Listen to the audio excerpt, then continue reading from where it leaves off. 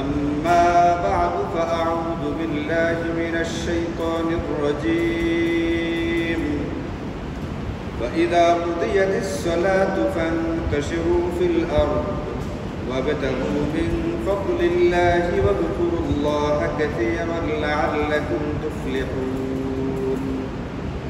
وقال سيدنا رسول الله صلى الله عليه وسلم طلب كسب الحلال فريضة بعد الفريضة.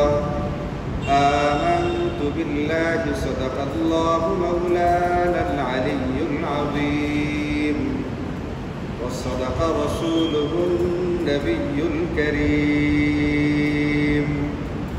ونحن على ذلك لمن الشاهدين والشاكرين والحمد لله رب العالمين.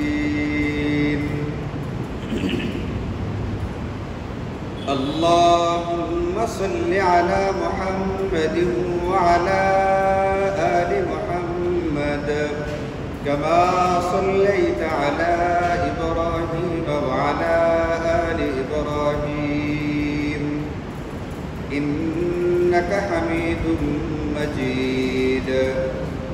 اللهم بارك على محمد وعلى آل محمد كما باركت على إبراهيم وعلى آل إبراهيم إنك حميد مجيد.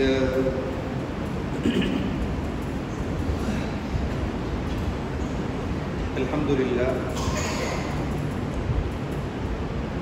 আল্লাহ পাকের মেহেরবানিতে আমরা এই কথাটা বিভিন্ন সময় বিভিন্ন জায়গাতে বিভিন্ন আলোচনাতে শুনেছি যে আমরা যে ধর্মের অনুসরণ করি সেই ধর্মটা একটা পরিপূর্ণ ধর্ম,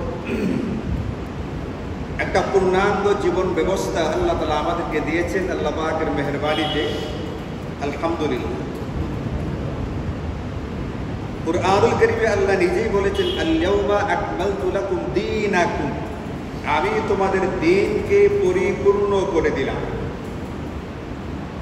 সুতরাং আমরা যে দ্বীনের অনুসরণ করি, যে ধর্মের অনুসরণ করি, ইসলাম ধর্ম, এটা এমন একটা জীবন ব্যবস্থা, এখানে শুধুমাত্র নামাজ রোজার মতো ইবাদত বন্দেগীর বিষয়গুলো আমাদেরকে দেওয়া আছে, আর অন্য কোনো বিষয় আমাদেরকে কোনো রকমের দিক নির্দেশনা দেয়নি। ব্যাপারটা কিন্তু এরকম না। পৃথিবীতে চলতে গিয়া একজন মানুষ যে সমস্ত বিষয়ের মুখোমুখি হবে, সকল কিছুর দিক নির্দেশনা কুরআন এবং সুন্নাহর ভিতরে আমাদেরকে দিয়ে দেওয়া আছে। আল্লাহ তাআলা কুরআনুল কারীমের অন্য আয়াতে বলেন মা ফাররাতনা ফিল কিতাবি মিন শাই, আমি এই কিতাবে কোনো বিষয় বর্ণনা করা থেকে কোনো কমতি রাখি নাই। একজন ব্যক্তির পৃথিবীতে চলতে গেলে 60, 70, 80 বছর সে চলবে এই পৃথিবীতে। এই 60, 70, 80 বছর চলতে গিয়ে তার যে সমস্ত বিষয়ের প্রয়োজন হবে, তার কখনো বিস্তারিত কখনো সংক্ষিপ্ত, কিন্তু দিক নির্দেশনা তার জন্য এখানে দিয়ে দেওয়া আছে। এই জন্য আমরা শুধুমাত্র কুরআন এবং সুন্নাহর ভিতরে নামাজ রোজার মাসাইল তালাশ না করে আমার জিন্দেগীর সকল কিছু যেন কুরআন এবং সুন্নাহ থেকে গ্রহণ করি, এমন একটা মানসিকতা আমার ভিতরে তৈরি হওয়া লাগবে। তখন কি আমিও পরিপূর্ণ মুসলমান। আমি যে ধর্ম অনুসরণ করি, ইসলাম ধর্ম, এটা যেরকম পূর্ণাঙ্গ, অনুসরণকারী হিসাবে আমিও পরিপূর্ণতা লাভ করতে পারবো যখন নাকি আমার গোটা জিন্দেগীর সব কিছুর সমাধান আমি কুরআন এবং সুন্নাহ থেকে নেওয়ার চেষ্টা করি।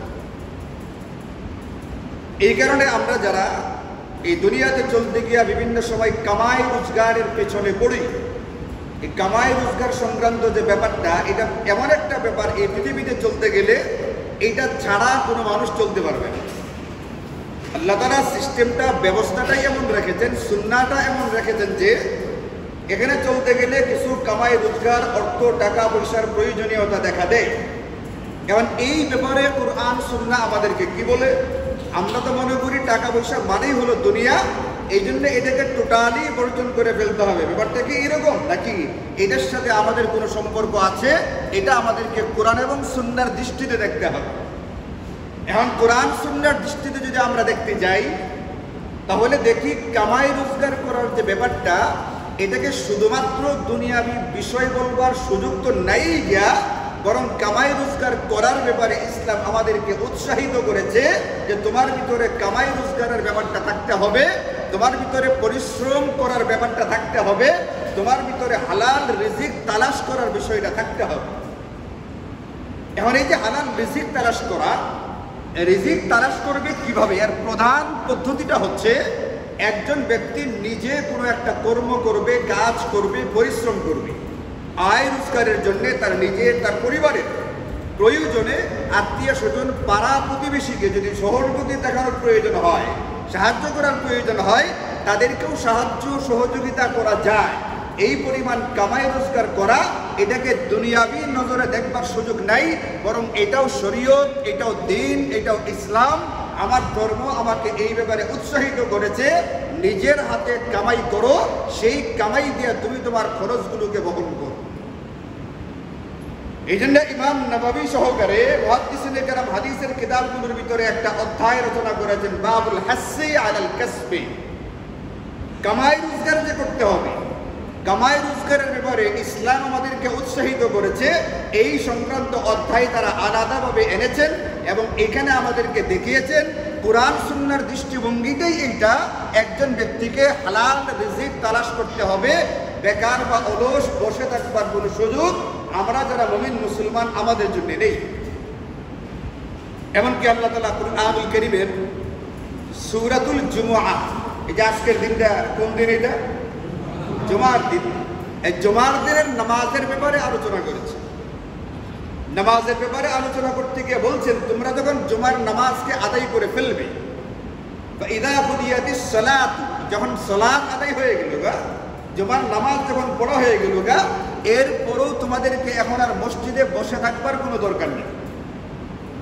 তুমি বৈশা বৈশা মসজিদে মনে করবে যে বিরাট বুজুর্গ হয়ে গেছি গা, আল্লাহওয়ালা হয়ে গেছি গা, না, এটা তোমার দেখানোর প্রয়োজন নাই।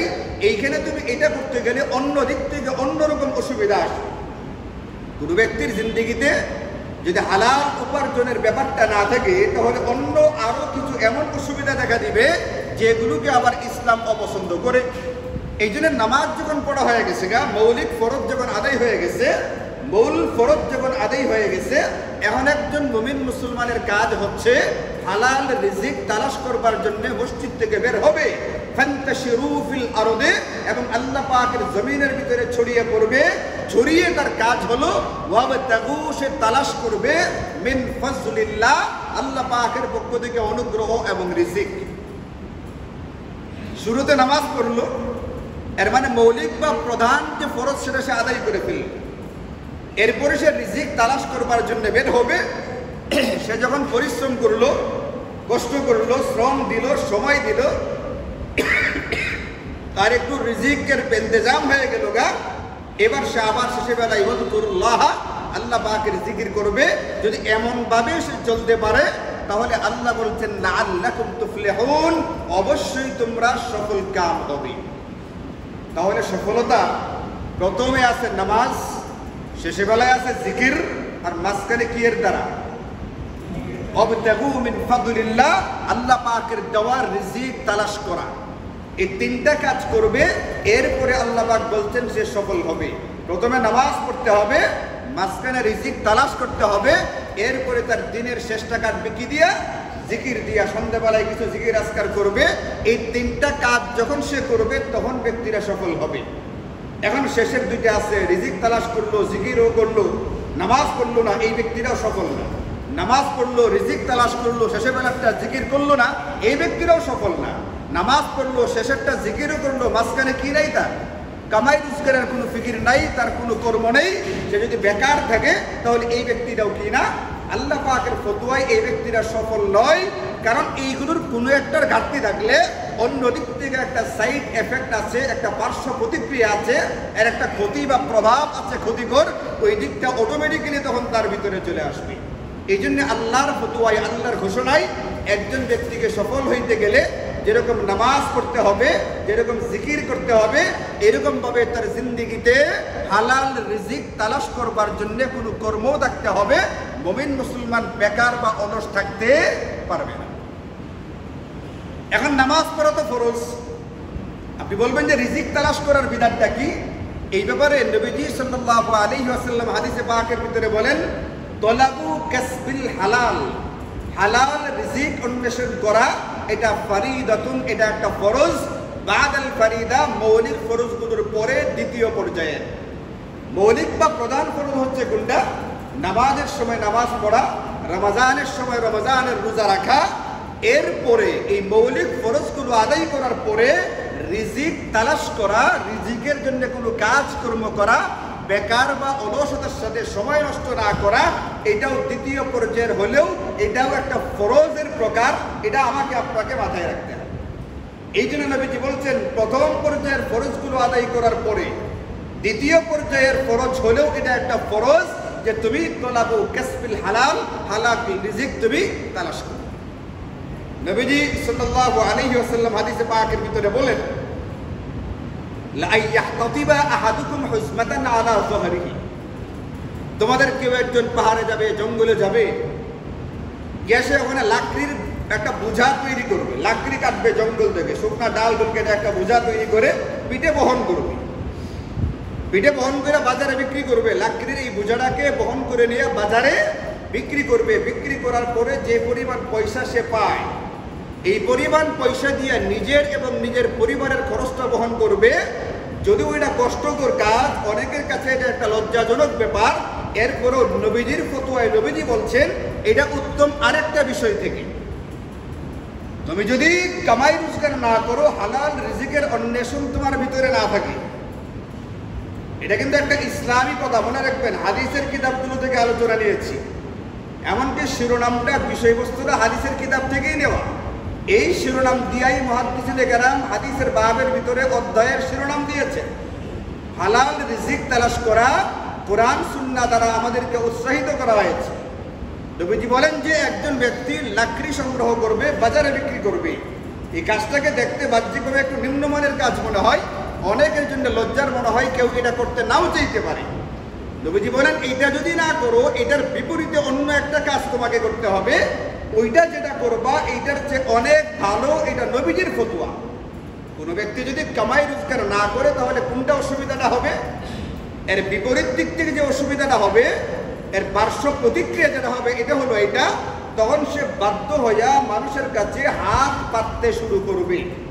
নবীজি বলেন যে খায়রুল লাহু মিন আইয়াসআলা আহাদান ফায়ুতিয়াহু আও ইয়ামনাহু, তুমি যদি তোমার সঙ্গে যেটা যায়, তোমার সঙ্গে যেটা মুনাসিব উপযোগী, এমন কোনো পরিশ্রম, এমন কোনো কাজ কর্ম না করো, তোমার কাছে যদি কামাই রোজগার না থাকে, তাহলে অসুবিধা যেটা হবে, ইচ্ছায় অনিচ্ছায় বিপদে পতিত হওয়ার পরে কোনো না কোনো সময় তুমি অন্যের কাছে হাত পাতবে। এটা বাহিরের মানুষও হতে পারে, নিজের আত্মীয় স্বজনও হতে পারে। আত্মীয় হলেও যেই হোক, তুমি অন্যের কাছে হাত পাতবে।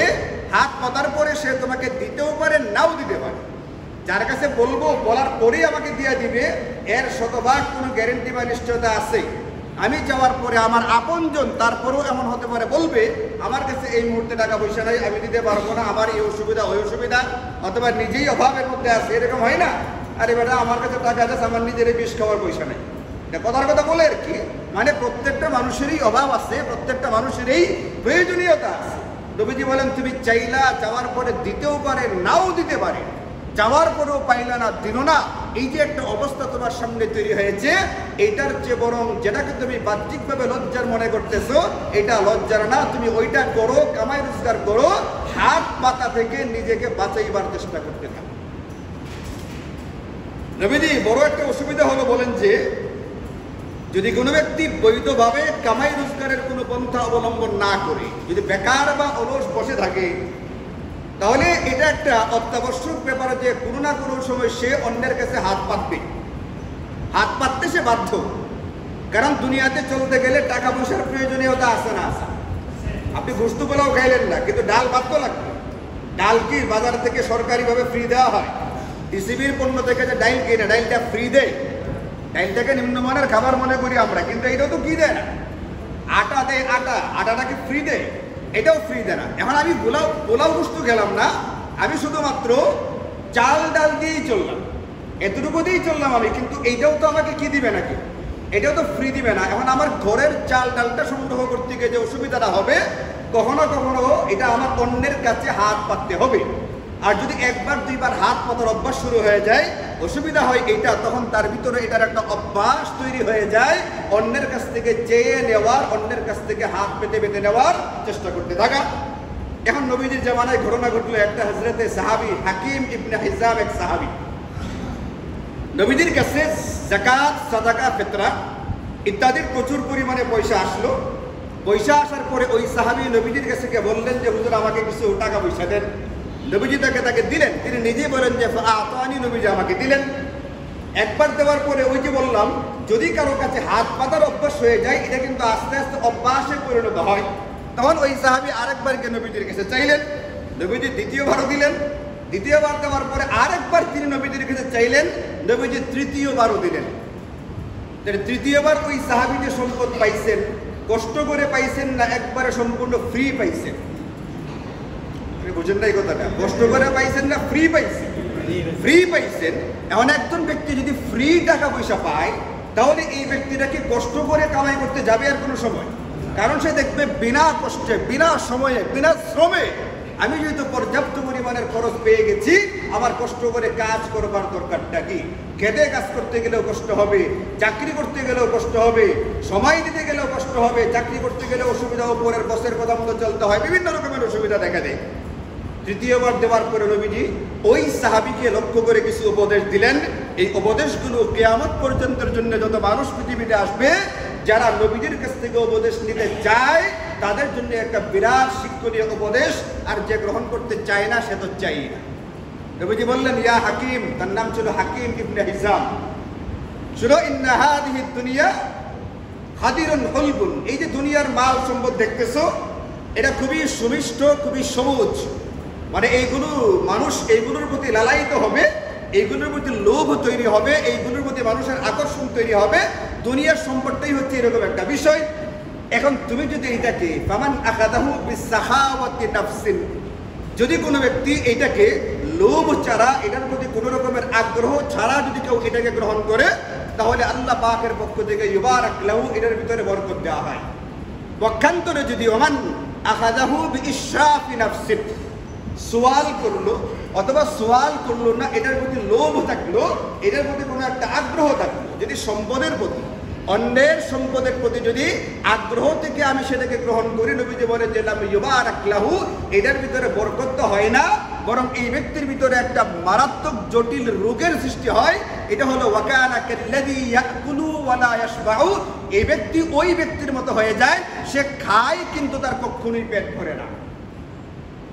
আপনারা শুনেন না কোনো সময় কথাটা বলতে, যে তলাবিহীন ঝুড়ি, তলাবিহীন ঝুড়ি কথাটা কি জন্য বলা হয়তো? যতই দেওয়া হয় কিন্তু তার চাহিদা কি হচ্ছে না, রাষ্ট্রের চাহিদা পূরণ হচ্ছে না, এই দেশের মানুষের চাহিদা পূরণ হচ্ছে না। এই কথাটার মূল যে ভাবার্থটা মূলত কোত্থেকে নেওয়া, এটা ইচ্ছাই হোক অনিচ্ছাই হোক নবীজির হাদিস থেকে নেওয়া। যাদের ভিতরে সোয়াল করার এই বদ অভ্যাস তৈরি হয়ে যায়, এই ব্যক্তি সম্পর্কে নবীজি বলেন যে ওয়াকানা কাল্লাযী ইয়াকুলু ওয়া লা ইয়াশবাউ, এই ব্যক্তি তার মতো হয়ে যায় যে সে খায় কিন্তু কখনোই পরিতৃপ্ত হয় না। এখন এই যে একটা রোগ, সোয়াল করা, অন্যের কাছে হাত পাতা, অন্যের কাছ থেকে চাওয়া, এটা একটা ভয়ঙ্কর রকমের জটিল রোগ। আমাদের দেশে ক্যান্সার, ডায়াবেটিস, প্রেশারকে যেরকম রোগ মনে করা হয়, অন্যের কাছে হাত পাতাটাকে রোগ মনে করা হয় না। অথচ ক্যান্সার, ডায়াবেটিস, জ্বর, মাথা ব্যথা ইত্যাদি এই রোগগুলো এক একটা এরকম একটা রোগ, যে কোনো রকমের অসুখ হবে, এটার বিনিময়ে আল্লাহ তাআলা তার গুনাহ মাফ করে দেন। কিন্তু সোয়াল করার যে রোগটা, হাত পাতার যে রোগটা, এই রোগটা যার ভিতরে হয়ে যায়, নবীজি বলছেন কখনো কখনো এমন হবে, যদি কোনো ব্যক্তি লোভের কারণে সম্পদ বাড়াইবার নিয়তে অন্যের কাছে সোয়াল করতে থাকে, কিয়ামতের দিন এই ব্যক্তিরা হাসরের ময়দানে পুনরুত্থিত হবে, তার চেহারার ভিতরে এক টুকরা গোশত থাকবে না। তাহলে কোনটা বেশি লাভ হয়েছে, শারীরিক রোগটা না আত্মার রোগটা? লোভ করা এটা কি আত্মার রোগ না শরীরের রোগ?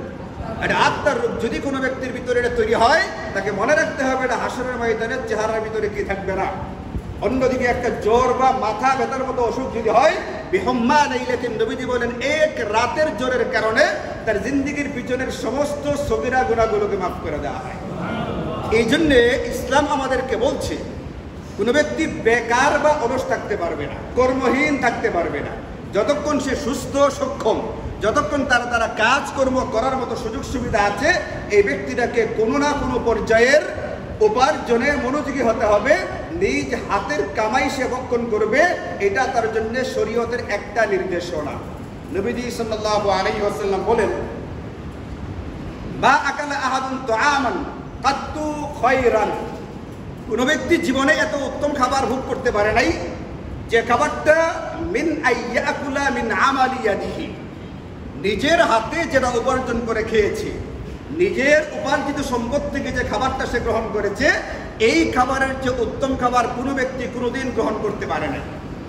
আমরা মনে করি ঘরের ভিতরে চাল ডাল খেলাম, হিদলের ভর্তাতে ভাত খেলাম, এইটা আর কি, বরং পাশে একটা দাওয়াত আছে, দাওয়াতে জায়গা, আজকে বাসার রান্নাটা কি হয়নি, তেমন একটা ভালো রান্না বান্না হয় না, দাওয়াতে যাই, ওখানে গরুর গোশত আছে, এরপরে মুরগির রোস্ট আছে, এগুলো খাবারটা ভালো হবে, ওইটাকে খাই। আমি আপনি মনে করি ঘরের খাবারের চেয়ে খাবারটা উত্তম, কিন্তু আল্লাহর নবীর ফতোয়ায় যেটা আল্লাহ পাকের পক্ষ থেকে তিনি আমাদেরকে জানিয়েছেন সেটা হলো এটা, ব্যক্তি দুনিয়াবি দৃষ্টিতে যত উত্তম খাবারই খাক, এটা উত্তম না। উত্তম হচ্ছে নিজের হাতে কামাই করা যে সম্পদ, নিজের হাতে উপার্জিত যে খাবারটা, এই খাবারটা পৃথিবীর সবচেয়ে উত্তম খাবার তার জন্য। এটা কার ফতোয়া? এটা নবীজির ফতোয়া। এইভাবে বলে বলে নবীজি আমাদেরকে বিভিন্নভাবে উৎসাহিত করেছেন, প্রত্যেকটা ব্যক্তিকেই কোনো না কোনোভাবে কামাই রোজগারে মনোযোগী হওয়া উচিত। এটাকে দুনিয়াবি বিষয় বলে পাশ কাটানোর চেষ্টা করা, এটা ইসলামী দৃষ্টিভঙ্গি না, বরং কামাই রোজগারটাই ইসলামী দৃষ্টিভঙ্গি। কামাই রোজগার না করলে যে অসুবিধাটা দেখা দেয়, এটা হচ্ছে একটা ইসলাম বিরোধী দৃষ্টিভঙ্গি। তার ভিতরে সোয়াল করার, হাত পাতার মতো মারাত্মক একটা বোধ অভ্যাস দেখা দিবে। এই জন্য নবীজি বলেন যে আল ইয়াদুল উলিয়া খায়রুম মিনাল ইয়াদিস সুফলা, উপরের হাত সবসময় নিচের হাত থেকে উত্তম হয়ে থাকে। উপরের হাত মানে যিনি দান করে থাকেন, তার হাতটা দেখবেন সবসময় কি হয়ে থাকে, উপরে থাকে, আর যিনি দানটা গ্রহণ করে থাকেন তার হাত নিচে থাকে। সদা সর্বদা মনে রাখতে হবে এটা, আমার হাতটা যেন সবসময় উপরের হাত থাকে, নিচের হাত যেন কখনোই না হয় পারতপক্ষে। আমি আমার চেষ্টাটা এটা করব, আমার হাত যেন উপরের দিকে থাকে, নিচের দিকে না থাকে। এই জন্য আল্লাহ তাআলা কোরআনে এটাও বলছেন, আমি তোমাদের 24 ঘন্টার সময় রেখে দিন আর রাত্রি দুই ভাগে ভাগ করেছি। কেন? রাত্রিটাকে আমি বানিয়েছি বিশ্রামের জন্য। وجعلنا نومكم سباتا وجعلنا الليل لباسا وجعلنا النهار معاشا, আমি রাত্রিটাকে বানিয়েছি তোমাদের বিশ্রামের জন্য, তখন তোমরা ঘুমাবে, ঘুমের দ্বারা তোমার শরীরটা পরবর্তী দিনের জন্য আবার তৈরি হবে, এটার দ্বারা আবার তুমি কি করবে। আল্লাহ নিজে বলছেন وجعلنا النهار معاشا, দিবসটাকে আমি বানিয়েছি মানুষের কামাই রোজগারের উপায় হিসাবে। তাহলে দিনটা বানানো হয়েছে ঘুমাইবার জন্য না কামাই রোজগার করবার জন্য? কামাই রোজগার করবার জন্য। দিনের বেলা ঘুমানোর জন্য আমাদেরকে দিনটা দেওয়াই হয়নি। এই জন্য একজন ব্যক্তি দিন হবে, সে কামাই রোজগারে বের হবে, কামাই রোজগার করবে, এটাকে কখনোই কেউ নিন্দার নজরে দেখতে পারবে না। এই লোকে দুনিয়ার পিছনে পড়ে গেছে, কেন এটা করা যাবে না। আর আপনি বলবেন যে আমরা তো বহু বয়ানে শুনলাম, বহু কিতাবে পড়লাম, দুনিয়ার পিছনে পড়া ঠিক না, পরকাল নিয়ে থাকা উচিত। দুনিয়ার সম্পদটা নিন্দনীয় হবে কখন, সেটাও আমাদেরকে কোরআন সুন্নাহর ভিতরে বলে দেওয়া আছে।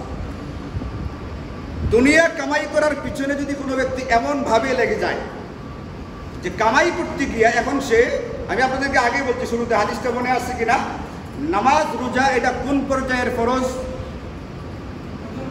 প্রথম পর্যায়ের ফরজ, প্রধান ফরজ। দ্বিতীয় পর্যায়ে এটাও একটা ফরজ যে তাকে কামাই রোজগার করতে হবে। মনে আছে কিনা আপনাদের হাদিসটা? নামাজ রোজা প্রথম এবং প্রধান পর্যায়ের ফরজ, আর কামাই রোজগার এটা দ্বিতীয় পর্যায়ের ফরজ। এটা যদি মনে থাকে তাহলে আপনি বুঝবেন এটা। যারা বলছে দুনিয়াবি কামাই রোজগার করাটা দুনিয়া, এটা কথাটা সাধারণভাবে বললে হবে না। দুনিয়া তালাশ করাটা নিন্দনীয় হবে কখন? যখন নাকি প্রথম পর্যায়ের ফরজগুলোকে বাদ দিয়া, প্রথম পর্যায়ের ফরজগুলোকে জলাঞ্জলি দিয়ে যদি কোনো ব্যক্তি দ্বিতীয় পর্যায়ের ফরজের ভিতরে লেগে যায়, তখন এটা হয় নিন্দনীয়।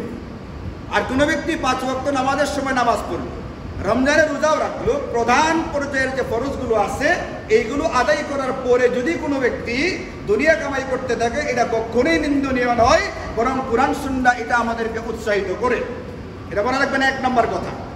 2 নম্বর কথা হচ্ছে, দুনিয়া কামাই করা তখন নিন্দনীয় হবে যদি কোনো ব্যক্তি হালালের সীমানাকে ক্রস করে হারামের সীমানায় ঢুকে পড়ার চেষ্টা করে।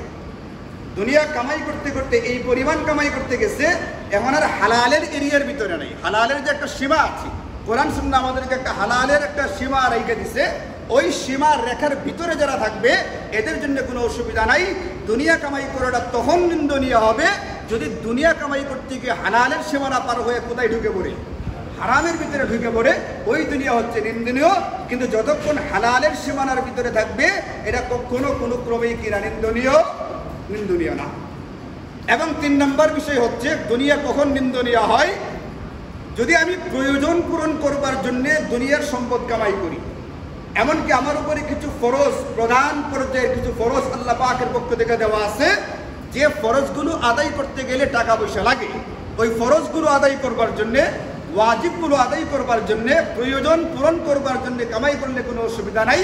কিন্তু যদি আমার মানসিকতাটা এটা হয় যে আমি ওইগুলোর দিকে খেয়াল না কইরা সম্পদের প্রতি আমার এক প্রকারের লোভ তৈরি হয়ে গেছে, এখন যে সম্পদ কামাই করি এটা প্রয়োজনের জন্যও না, এটা কোনো রকমের ইবাদত বন্দিকের জন্যও না, এখন সম্পদ কামাই করা হয়েছে কোন কারণে? শুধুমাত্র লোভের কারণে। যদি এটা হয়ে গিয়ে থাকে তখন দুনিয়া নিন্দনীয় হয়ে যায়। যেমন আপনারা শুনেছেন, বারবার পেপার পত্রিকাতে এসেছে, গত পিরিয়ডের ভূমিমন্ত্রী সাইফুজ্জামান চৌধুরীর কানাডাতে বাড়ি আছে কয়টা? 360টা। কয়টা? 360টা বাড়ি আছে। বলেন এই বাড়িগুলো সে প্রয়োজনে বানাইছে না লোভে পড়ে বানাইছে? এরপরে কিছুদিন আগে পেপারে দেখলাম তার সম্পদের নথিপত্র তালাশ করতে গিয়া নথি পাইছে, দুদকের লোকেরা 21 বস্তা নথি পাইছে। জায়গা জমির কাগজপত্র সম্পদ কোথায় আছে না আছে। কারণের কথা আপনারা শুনছেন, তার সম্পদের বোঝা বহন করতে গিয়া বড় বড় উটের কয়েকটা কি লাগতো, চাবিগুলো বহন করার জন্য কয়েকটা উট লাগতো। আমাদের এই দুনিয়াতেও এরকম সম্পদের লোভী আছে যাদের সম্পদের নথিগুলো ভর্তি গিয়ে কয় বস্তা লাগছে? 21 বস্তা লাগছে। এখন বলেন এই যে 21 বস্তা সম্পদ, যেগুলো শুধুমাত্র কাগজ পাওয়া গেছে, 21 বস্তা কিন্তু টাকা না, শুধুমাত্র দলিলপত্র কয় বস্তা হয়েছে? 21 বস্তা। এই সম্পদটা কি তার প্রয়োজনে না লোভে পইরা? লোভে পইরা। এই জন্যে প্রথম পর্যায়ের ফরজ বাদ দিয়ে দিচ্ছে, হারামের সীমানায় ঢুকে গেছে অথবা লোভে আক্রান্ত হয়েছে। যদি এই 3টা জিনিস পাওয়া যায় তখন ব্যক্তির জন্য দুনিয়াটা নিন্দনীয়, আর নতুবা টাকা পয়সা কামাই রোজগার করা এটা কি না, এটা নিন্দনীয় না, বরং টাকা পয়সা কামাই করা, হালাল রিজিক তালাশ করা এটা প্রশংসনীয়। শুধু প্রশংসনীয়ই না, নবীজি বলছেন এটা একটা দ্বিতীয় পর্যায়ের হলেও একটা ফরজ পর্যায়ের একটা ইবাদত এবং বন্দেগী। এই জন্য অনেক সময় দেখি অনেক ছেলেপেলে বিভিন্ন জায়গাতে কাজ করে। এই যে এরা দেখলাম এই দিন কোন দোকানে জেনে দাঁড়ায় আসছে, তুমি নাম জানি কি তোমার? হ্যাঁ, তুমি কোন দোকানে দেখলাম? স্টেপ। এটা কিসের দোকান? জুতা। এরা দেখলাম এই এলাকার আর একটা ছেলেকে দেখলাম। অনেকে মনে করতে পারে একটা জুতার দোকানে করবো চাই, কিন্তু আমার কাছে জিনিসটা মানে ভিতর থেকে আমি প্রচন্ড রকমের একটা তৃপ্তি এবং ভালো লাগা অনুভব করলাম যে আমার মহল্লার ছেলেরা কি করতেছে, কাজ করতেছে। আরেকবার দেখলাম আরো 2টা ছেলেরে সাইকেল দিয়ে মাল ডেলিভারি দিচ্ছে। এটাকে তাকে জানি এই ফকিরের নাম জানি কি, বিয়াস ফকির। কোনো মাল ডেলিভারিতে পিছনে একটা ব্যাগ দেখলাম, সাইকেলটা দৌড়ে যাচ্ছে। হ্যাঁ, এই যে শান্ত, এই যে ছেলেগুলো কাজ করতেছে, এটা কিন্তু কোনো রকমের এটা নিন্দার বা খারাপ লাগার ব্যাপার না, বরং এইগুলো খুবই প্রশংসার ব্যাপার যে এইগুলো বেকার না থেকে, হয়তো ঘোরাগাড়ি না করে, মোবাইলের ভিতরে ফালতু ভিডিও তৈরি না করে। এদের মতো পোলামানি তো ফালতু ভিডিও তৈরি করে। ওই যে রাস্তা হইতেছে ওখানে ভিডিও তৈরি করে, ওই রাস্তার নাম যেন কি নতুন হইতেছে বাইপাস, যতটুকু অংশ তৈরি হয়েছে ওখানে যায় ভিডিও তৈরি করে টিকটক বানায়। এদের যে কাজগুলো ইসলামের দৃষ্টিতে চরম নিন্দনীয়। এদের বিপরীতে এই যে এই ছেলেগুলো, ছোট ছোট ছেলেগুলো বিভিন্নভাবে কামাই করে লাগছে, অন্তত বেকার বা অলস থাকা দেখে এই জিনিসটা কুরআন সুন্নাহর দৃষ্টিতে অতীব প্রশংসনীয়। এই জন্য আমি যুবকদেরকে বলি, তোমাদেরকে বলি, তোমাদের যাদের পড়াশোনা আছে পড়াশোনা তো মেইন করবা, কিন্তু ফাঁকে ফাঁকে অলস বা বেহুদা সময় পার না করে যদি কামাই রোজগারের কোনো সুযোগ থাকে এটা গ্রহণ করবা। এটা শরীয়তের দৃষ্টিতে খুবই প্রশংসনীয় ব্যাপার। এবং এই কামাই রোজগারটা যেরকম নিজের প্রয়োজন পূরণ করবে, নিজের পরিবারের প্রয়োজন পূরণ করবে, এমনকি এই কামাই রোজগারের মাধ্যমে তোমার দ্বারা বড় বড় কতগুলো ইবাদত বন্দিকে করার সুযোগ তৈরি হবে। আপনারা বলেন যাকাত ফরজ হয় দরিদ্র ব্যক্তির উপরে না গরিব ব্যক্তির উপরে? হ্যাঁ, দরিদ্র না গরিবও না, যাকাত ফরজ হয় কার উপরে? আমি একজন মুমিন হিসাবে যে পরকালকে বিশ্বাস করে, পরকালে বিশ্বাসী, আমি যদি পরকালে আমার একটু ঠিকানাটা সুখ শান্তির চাই, আমার মানসিকতাটা এমন হওয়া দরকার যাকাতের মতো ইবাদতটা আমার উপরে ফরজ হোক আর আমি ফরজটা আদায় করি। আর যদি এই চিন্তা থেকে কোনো ক্রমে যাকাতটাকে বাস কাটানো যায় কিনা, এই চিন্তাটা পরকালে বিশ্বাসী একজন মুমিনের সঙ্গে যায় না। মুমিন চিন্তা করবে এইটা, যতক্ষণ আমার কাছে নির্ধারিত পরিমাণ সম্পদ না থাকবে ততক্ষণ তো আমার উপরে যাকাতের যে ফরজ বিধানটা এটা আমার উপরে কি হয় না, অর্পিত হয় না। এটা আমার উপরে আসার জন্যই আমার কি করা দরকার, হালাল রিজিক তালাশ করা দরকার। হজ ফরজ হয় কার উপরে? ফকিরের উপরে না দরিদ্রের উপরে? ধনী ব্যক্তির উপরে। ফকিরের উপরে হয় না, দরিদ্রের উপরে হয় না, হয় ধনীর উপরে। এখন আমার উপরে এটা হজটা ফরজ করতে চাইলে আমার কিসের দরকার আছে? হালাল রিজিক তালাশ করার দরকার আছে না নাই? আপনি শুধু চায়া সোয়াল করে করে নেবেন, এই সোয়াল করা টাকার উপরে তো না ফরজ ওয়াজিব হবে, না যাকাত ওয়াজিব হবে, না আপনার অন্য কোনো ইবাদত ওয়াজিব হবে। কুরবানি করা ওয়াজিব, ফিতরা দেওয়া ওয়াজিব। এই ইবাদতটা ওয়াজিব হিসেবে আমি তখনই আদায় করতে পারবো যখন আমার কাছে নির্ধারিত পরিমাণ হালাল সম্পদ থাকবে, আমার নিজের হাতে কামাই করা সম্পদ। যদি ওটা না থাকে আমার উপরে কুরবানি আমি করে ফেলতে পারবো, কোরবানি আবার যে কোনোভাবে করে ফেলতে পারবো, ফিতরা 200 টাকা দিয়েও দিতে পারবো, কিন্তু আমি কি হিসেবে দিতে পারলাম না, আমার উপরে ওয়াজিব হইল ওয়াজিব হিসেবে দিতে পারলাম না। এই জন্য কামাই রোজগারটা সদা সর্বদা নিন্দনীয় কোনো বিষয় না। আপনি আপনার মতো করে যদি আপনি সুস্থ সক্ষম থাকেন, আপনি নিজেকে অপারগ উদাসীন অক্ষম না বানায়া কোনো একটা কাজে লিপ্ত হবেন, এটা আপনার জন্য প্রশংসনীয়। কয়েকদিন আগে, 8-10 দিন আগে একটা দোকানে বসা আছে, তো যে দোকানে বসা আছি ওই দোকানদারে জিজ্ঞেস করলাম, উনি নতুন ব্যবসায়ী, এভাবে বৈশা থেকে ব্যবসা করা নতুন ব্যবসায়ী, তাকে জিজ্ঞেস করলাম, ভাই ব্যবসা যে করতেছেন, আগে ছিলেন স্বাধীন, ঘুরে বেড়াইতেন বা টুকটাক কাজ করলেও স্বাধীনভাবে করতেন, এখন যে ব্যবসাটা করেন এটা তো এক জায়গায় বুদ্ধি, এক জায়গায় আটকা আছেন আপনি, আপনার কাছে কেমন লাগে এটা? কইতো না তেমন কোনো অসুবিধা নাই, একটু হালকা অসুবিধা লাগে এইটা। আমার অনেক বন্ধু বান্ধব আত্মীয় স্বজন বলে, হ্যাঁ তুমি দোকানদারি করো, মানানসই লাগে না। যারা এটা বলে, যে আত্মীয় বা যে বন্ধু এটা বলে, এরা কি কখনো তার বাড়িতে চাল ডাল না থাকলে 100 টাকা দিয়ে সহযোগিতা করছে? সর্বোচ্চ 1 দিন 2 দিন 3 দিন করবে, 3 বছর কিন্তু আপনার খোঁজ নেবে না। যে বন্ধু আপনাকে বলে তোমার জন্য মানানসই না, ওই বন্ধু কিন্তু 3 মাস খোঁজ নেবে না, সর্বোচ্চ 1 দিন 2 দিন খোঁজ নেবে, এরপরেই দেখবে যে বাস কাটাইতে শুরু করছে। এখন আর সামনে পড়ে না, এখন আর মোবাইল ফোনটাও ধরে না। কারণটা কি? এখন সে আর সহযোগিতা করবে না।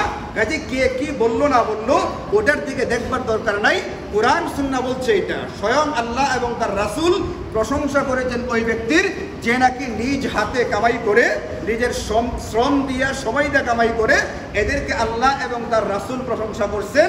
কাজেই দুনিয়ার মানুষ কি নিন্দা করলো না না করলো এটা আমার আপনার দেখার কি নেই প্রয়োজনীয়তা।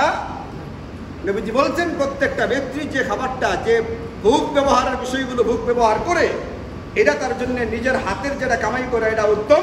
এবং এটা বলতে গিয়ে তিনি বললেন, ওয়া ইন্না নাবিয়্যাল্লাহি দাউদ কানা ইয়াকুলু মিন আমালি ইয়াদিহি, আল্লাহর নবী দাউদ নিজের হাতে কামাই করেই খেতেন, এছাড়া তিনি কোনো কিছু ভোগ ব্যবহার করতেন না। ইমাম নববী হাদিস এনেছেন, ওয়া কানা যাকারিয়া আলাইহিস সালাম কানা নাজ্জারান, হযরত যাকারিয়া উনি একজন ওলি না বুজুর্গ? হযরত যাকারিয়া একজন ওলিয়া না বুজুর্গ ব্যক্তি? একজন নবী, তিনি ছিলেন কানা নাজ্জারান, কাঠ মিস্ত্রি। কাঠ মিস্ত্রির কাজ করতেন কে? একজন নবী যদি কাঠ মিস্ত্রির কাজ করতে লজ্জাবোধ না করেন, আমাদের নবীজি সাল্লাল্লাহু আলাইহি ওয়াসাল্লাম সহকারে এমন কোন নবী আসেন নাই যিনি ছাগল চড়াইবার কাজ করেন নাই। ওনারা যদি হালাল রিজিক তালাশ করতে গিয়া এই কাজগুলো করতে পারেন, আমি আপনি কি মান সম্মানওয়ালা হয়ে গেছি যে নিজে হাতে কামাই করতে পারবো না? মান সম্মান থাকলে এই ব্যক্তি কখনোই অন্যের কাছে হাত পাতবে না। যে অন্যের কাছে হাত পাতে না, এই ব্যক্তির ভিতরে মান সম্মানের বোধ আছে। আর যে নাকি কামাই রোজগারটাকে ছোট মনে কইরা এইটা করে না, অন্যের কাছে হাত পাতে, এই ব্যক্তির ভিতরে মর্যাদা সম্পর্কে সত্যিকারের বোধ বা অনুভূতি তার ভিতরে নাই। এই জন্য আমার কথার খোলাসা হচ্ছে এটা, আজকের বয়ানের সারাংশ হচ্ছে এটা, আল্লাহ এবং তার রাসূল কুরআনুল কারীমের একাধিক আয়াতের মধ্যে, নবীজি অসংখ্য হাদিসের মধ্যে ওই হাদিসগুলো মুহাদ্দিসিনে কেরাম হাদিসের কিতাবগুলোর ভিতরে জমা করে আমাদেরকে দেখিয়েছেন প্রত্যেকটা সুস্থ সবল সক্ষম ব্যক্তির কোনো না কোনোভাবে হালাল রিজিক কামাই করার ভিতরে লিপ্ত থাকা উচিত। আমরা সবাই সেটা করার চেষ্টা করি এবং নিজেকে অক্ষম বা অপারগ বানিয়ে রাখা, এখান থেকে নিজেকে বের করে আনার চেষ্টা করি। কেন? হাদিসের কিতাবের মধ্যে আছে নবীজি সাল্লাল্লাহু আলাইহি ওয়াসাল্লাম সম্পর্কে নবীজি একটা দোয়া নিয়মিত পড়তেন। এই দোয়াটা একটু লম্বা, 1-1.5 লাইন। আমি আপনাদেরকে দোয়াটার প্রথম 2 শব্দকারী শোনাচ্ছি। নবীজি দোয়া পড়তেন প্রায় সময়, আল্লাহুম্মা ইন্নী আউযু বিকা মিনাল আজজি ওয়াল কাসালি। আল্লাহ, আমি তোমার কাছে অক্ষমতা এবং অলসতা থেকে পানাহ চাই। নবীজি আল্লাহর কাছে পানাহ চাইতেন জাহান্নাম থেকে, নবীজি আল্লাহর কাছে পানাহ চাইতেন কবরের আযাব থেকে, নবীজি আল্লাহ পাকের কাছে পানাহ চাইতেন দাজ্জালের ফিতনা থেকে বাঁচার জন্য। আপনি কবরের আযাব বলেন, দাজ্জালের ফিতনা বলেন, এগুলো কোনো ছোটখাটো না, বিশাল বিশাল ব্যাপার। এইগুলোর সঙ্গে মিশিয়ে নবীজি পানাহ চাইছেন আরো কার কাছ থেকে? অক্ষমতা এবং অলসতা থেকে। কাজেই বিষয়গুলো কি খুব হালকা? অক্ষমতা অলসতা খুব হালকা বিষয় না মারাত্মক বিষয়? মারাত্মক বলেই দাজ্জালের ফিতনা থেকে, কবরের আযাব থেকে যেরকম নবীজি পানাহ চেয়েছেন, ঠিক অনুরূপভাবে অক্ষমতা অলসতা থেকেও পানাহ চেয়েছেন। এই জন্য সকল প্রকারের অলসতা, গাফিলতি, উদাসীনতা এইগুলোকে বাদ দিয়া প্রত্যেকের উচিত যার যার সামর্থ্য অনুযায়ী এবং যার যার উপযোগী যেটা হয় এমন একটা হালাল রিজিক তালাশ করার ফিকির করা। আল্লাহ তাআলা আমাদের সকলকে তৌফিক দান করুন। ওয়া আখিরু দাওয়ানা আলহামদুলিল্লাহি রাব্বিল আলামিন।